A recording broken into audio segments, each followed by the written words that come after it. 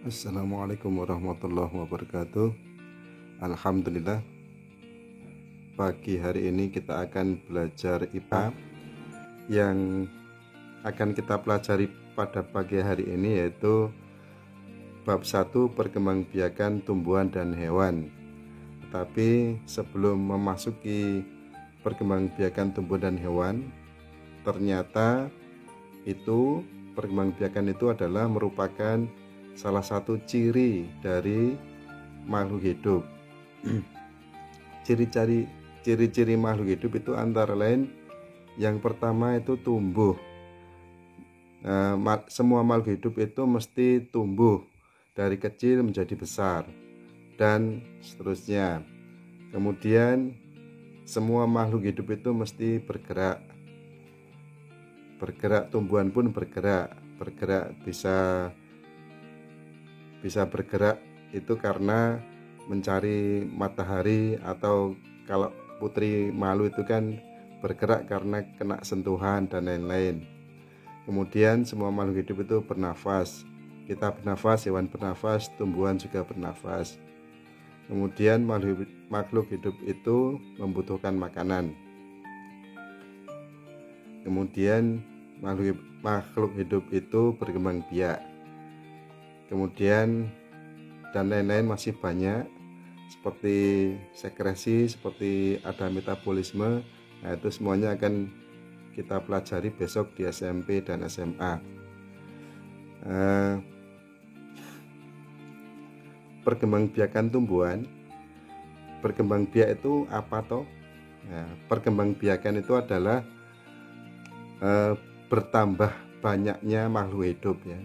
Jadi makhluk hidup itu dapat bertambah banyak, dapat semakin banyak itu karena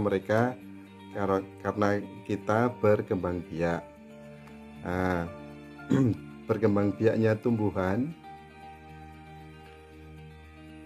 itu ada dua macam, yaitu yang pertama secara generatif dan secara vegetatif. Nah, yang akan kita pelajari pada pagi hari ini adalah perkembangbiakan tumbuhan secara generatif. Perkembangbiakan tumbuhan secara generatif itu biasa disebut perkembangbiakan tumbuhan secara kawin. Nah, kalau vegetatif berarti tidak kawin ya.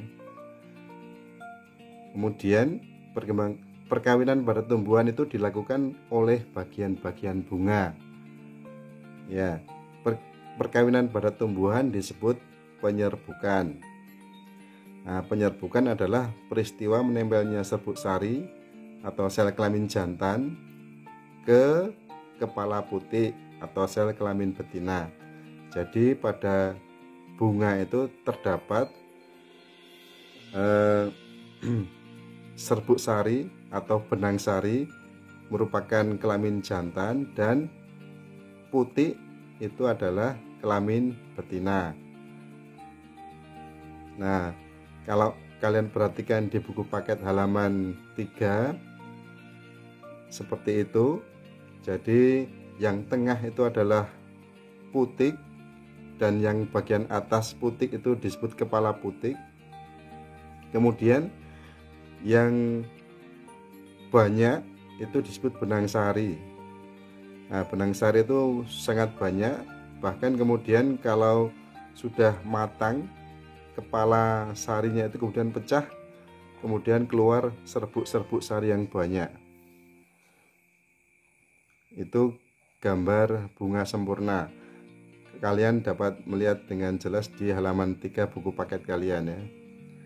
Nah, kemudian proses perkembangbiakan secara generatif itu bisa kalian baca di halaman 4 buku paket SPS. Nah, ternyata dari proses perkembangbiakan secara generatif tersebut, hasil penyerbukannya itu adalah biji. Nah, jadi perkembangbiakan tumbuhan secara generatif itu biasa dilakukan dengan biji. Nah, nanti kalau ada tumbuhan yang berbunga kemudian menghasilkan buah, itu mesti di dalamnya ada biji ya. Walaupun ada buah yang tidak menghasilkan biji, tapi sebagian besar itu buah mesti ada bijinya. Jadi tumbuhan yang berbunga itu biasanya menghasilkan biji. Sehingga kalau kalian ditanya pohon jambu itu berkembang biak secara apa atau dengan apa, maka pohon jambu berkembang biak dengan biji. Demikian juga pohon durian, pohon jeruk, pohon pepaya, dan lain-lain itu berkembang biak dengan biji, karena mereka ada bunganya. Nah, kemudian macam-macam penyerbukan. Yang pertama itu adalah penyerbukan sendiri, autogami, yaitu penyerbukan yang terjadi apabila serbuk sari itu menempel pada kepala putik di bunga sendiri. Jadi bunganya satu, kemudian serbuk sarinya itu nempel di kepala putiknya. Nah, kemudian penyerbukan tetangga atau geitonogami, yaitu apabila serbuk sari itu berasal dari bunga yang lain tetapi masih dalam satu pohon. Nah, nanti kita akan gambarkan di bagian akhir ya. Kemudian yang ketiga adalah penyerbukan silang atau alogami.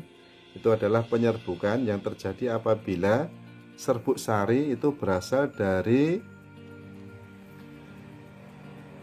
bunga yang lain, pohon yang lain, tetapi masih satu jenis. Ya, jadi bunganya itu pada pohon yang lain, kemudian serbuk sarinya terbang atau dibawa oleh serangga atau dibawa oleh manusia, itu kemudian nempel di kepala putik pada bunga pada pohon yang lain. Itu tapi masih dalam satu jenis pohon. Kalau jambu air atau jambu dalhari ya tetangganya juga pohon jambu dalhari sama ya. Nah, kemudian yang nomor 4 itu adalah penyerbukan bastar atau hibridogami. Nah, ini kalau penyerbukan bastar itu penyerbukan yang terjadi apabila serbuk sari itu berasal dari bunga yang lain, kemudian pohonnya lain, jenisnya lain, tetapi masih satu varietas. Artinya satu varietas itu adalah kalau jambu, namanya jambu air ya, tetangganya atau pohon yang lain itu adalah juga pohon jambu air yang lain. Artinya kalau yang satu itu adalah berwarna merah, mungkin yang satu berwarna, buahnya itu berwarna putih. Jadi begitu. Tetapi masih dalam satu varietas, itu masih jambu, masih pohon jambu. Begitu. Nah, kalau kita perhatikan penyerbukan itu kita gambarkan seperti pada gambar itu ya. Penyerbukan sendiri itu bunganya satu, kemudian penyerbukan tetangga itu bunganya dua tetapi masih dalam satu pohon, kemudian penyerbukan silang itu bunganya lain tetapi pohonnya lain juga. Nah, kemudian yang terakhir penyerbukan bastar itu bunganya lain, pohonnya juga lain ya. Tetapi masih dalam satu varietas. Kalau pohon mangga juga pohon mangga semua walaupun berbeda. Yang satu mangga madu mamanya, kemudian yang lain mangga gadung. Nah, itu nanti bisa. Nah, mungkin demikian pelajaran pertama. Nah, sehingga setelah ini kalian akan mengerjakan latihan soal ya. Akan ada Google Form yang Ustadz akan bagikan. Demikian, mohon maaf. Assalamualaikum warahmatullahi wabarakatuh.